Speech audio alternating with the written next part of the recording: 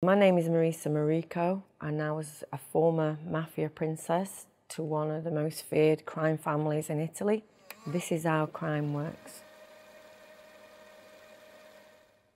The Ndrangheta do have different methods of violence. With a hitman, car bombings, people being put in acid tanks. It's bad, they're vicious. I guess that's because they mean business and they're saying, we do this to show you not to step on our toes, and do not, because this is what's going to happen.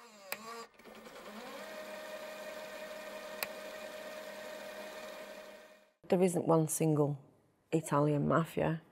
You've got the Ndrangheta, you've got the Cosa Nostra and the Camorra. And then within that, there's families. It'd be very difficult for one family just to stand on their own. The one is a little bit further ahead, as in with the initiatives, with the logistical side of it. But they will also need the other family for something else that maybe they can't do. So they all complement each other. The biggest clans are still the ones that have been there for quite a few decades. At the age of 22, I took over the DiGiovine clan, which is my family. If you're in the family and you've got the blood, you don't need to be made. One of the daughters marries someone. He's technically not blood, but there are rituals where people do get made. And they go to the Madonna de Montagna, go procession through the streets, the Madonna gets carried, there's all singing and dancing. It's actually a very religious festival. And then afterwards there'll be a party and someone will be made. It's one of the customs and one of the rituals, if you will. What makes the Italian mafia different from the American mafia is the Italian mafia is old school. The American mafia say they don't involve the women. There's obviously a perspective of the women. The Americans are far more bolshy with it. A lot do expect respect like that, whereas the Italians, you earn that respect.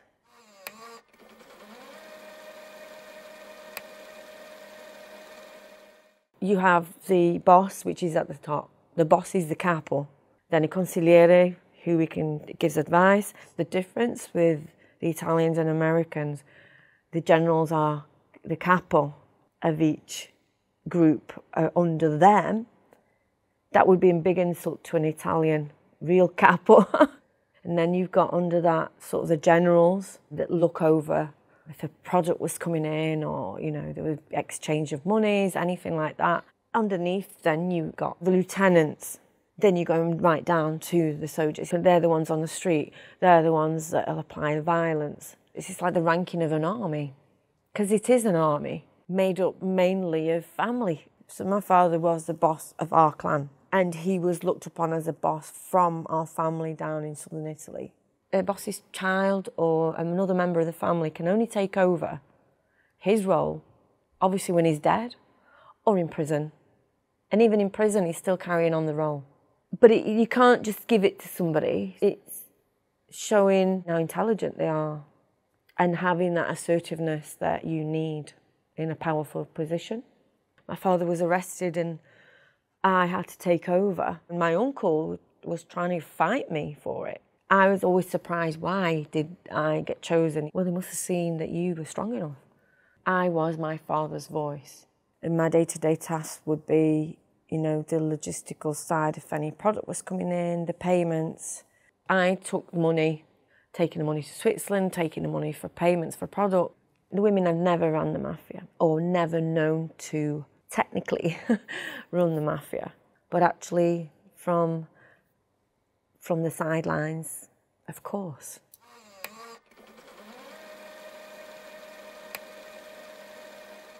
So the Ndrangheta have such a reputation of being feared because of the violence being used in the past. But there are rules. You don't touch women, you don't touch children, you don't touch the elderly. Just to stay in your lane and do your job and not trample on anybody else's territory. One clan can't take out another member of another clan. It doesn't work that way. It's much more to do with where that killing is going to take place and whose territory that's in. Well, it happened with my family that a Camorra guy came and asked for permission to kill someone that was on our patch, my nonna and my father's. If they said no, it could have led us to war with the Camorra. Or if and we reciprocated, you know, needed that help in the future, they could have said no. So the law of omertà is a law of silence, where you just don't speak. You just do not talk about it. I was arrested and I've never spoken about anything. You know, people say because I wrote the book, I'm just not scared of repercussions.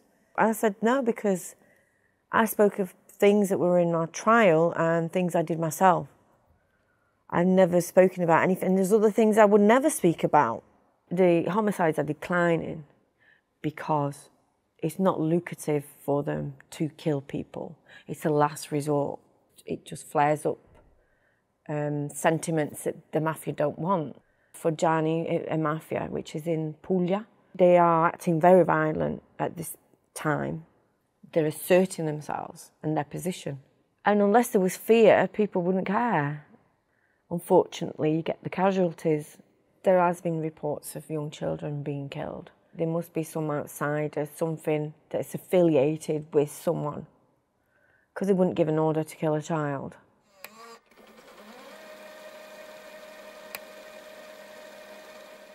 So with the Ndrangheta, it's said they're making 60 billion a year.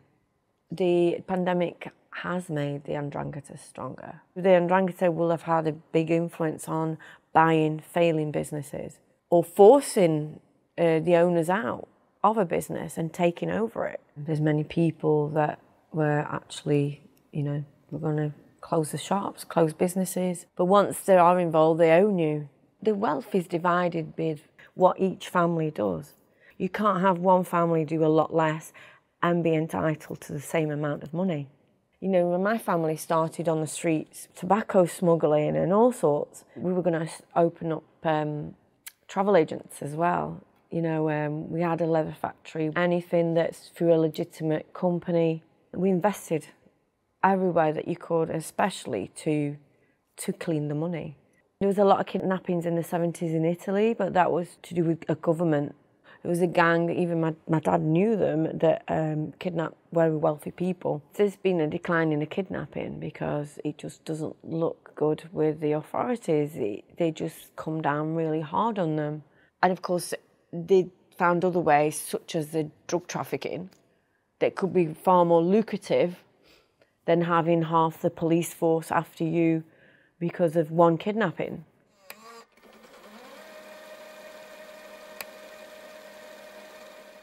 I think the Ndrangheta got involved more and more in the drugs trade towards the 70s when there was the big hit of heroin. The heroin would be from Turkey, coming through from North Africa. I mean, my father went into cannabis. He was supplying 9 countries. There was tons of cannabis coming across to Italy from Morocco. It's been said that 97% of the cocaine that comes through Italy goes through Gioia Tauro. Gioia Tauro has always been a port where the Ndrangheta is used, and also because it's in the territory, so they can control it. They have many on the payroll, and not just the workers at the port, the authorities around it are on the payroll.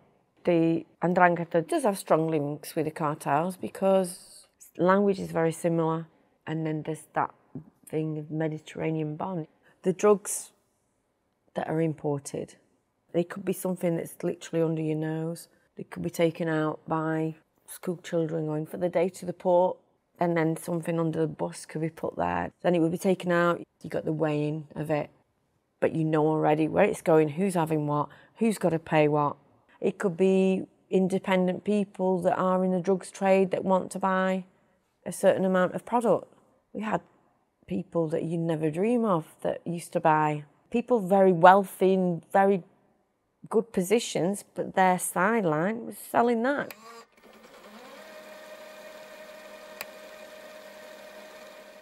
Police do get paid off. The Ndrangheta has police agents on their payroll, definitely. Police, judges, lawyers. We're talking about the garbage, you know, influencing who gets the contracts for that. So it could be an Ndrangheta affiliated company that can do the waste disposal, so the inside person can sway that they will get the contract and it won't be this other company, it will be theirs. My father's escaped from prison 3 times. He corrupted prison guards and a doctor in the prison, and he escaped. Police never tended to stop us, but they would come and raid us every now and then, and then we'd know when the raids were coming because there was an informant inside the police that would tell us.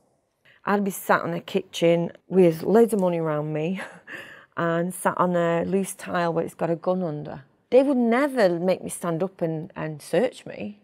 There'd be bazookas, AK-47s, explosives. You know, we're talking about heavy military weapons. We'd go around with guns in our cars quite often for protection, because that life down the line, there's always some sort of violence.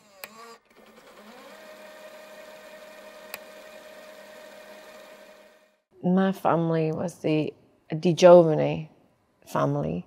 My nonna, she was like the boy mentality. She wanted her own. So much so that she left and went up to the north to Milan and created her own group, a clan. She could see that there was far more lucrative ways of making money there. The areas that we had control of were in Milan. I was born in Milan. My mother was British. She went over to Italy as an au pair. Met my father by accident. So I moved into the UK with my mother in 1979.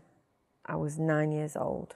I'd never forgotten my Italian. My mum still always spoke to me in Italian as well. My father was arrested in 1991, was on the run for a year, and then he got arrested again in 1992, and that was the time that I had to take over for him for about a year. It was never for power or money, or it was genuinely to show him that he didn't need a boy.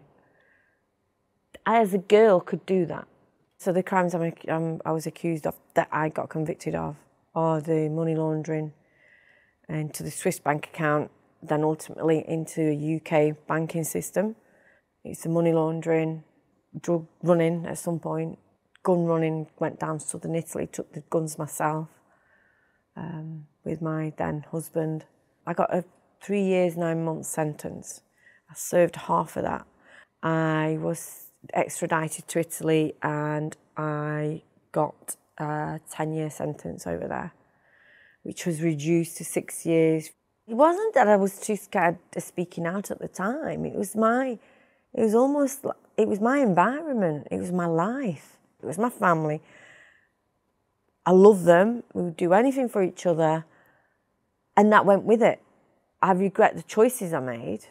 I regret some of my decisions. The date that I left was when the whole family was massive arrests the year later. Up till that point, I was still leading the operations. And the main reason was my daughter. I really took a step back when I got pregnant and then I had my child. But then when you get a responsibility comes along, such as your child, everything sort of, it's a slap in the face. I didn't want her to come and see me in prison like I'd seen my father in prison all them years before. It had like history repeating itself. Now he's out of the witness protection and he's a qualified chef. So since leaving prison, I decided 10 years later to write my book. Now I'm a criminologist. I help where I can through my knowledge, experience of my life in that.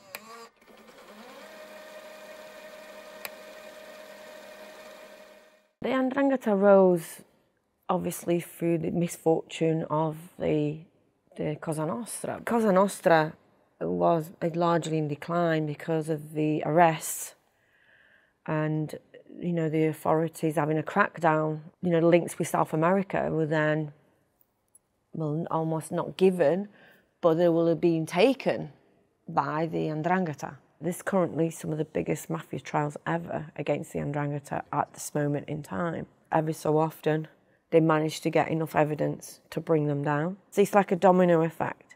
Once one starts to collaborate with justice, the rest follow, because they want to do the crime, but they don't want to do the time. In 20 years, I see the Ndrangheta still in the same position. The corruption goes as far as the government. And unless that changes, you will never bring it down. It's the authorities that ultimately run a port, isn't it? It needs to be the government that doesn't turn a blind eye. Nothing can be done about Gioia Tauro, not for as long as there's corruption around it. Sorry. my dad. That's my father, I think.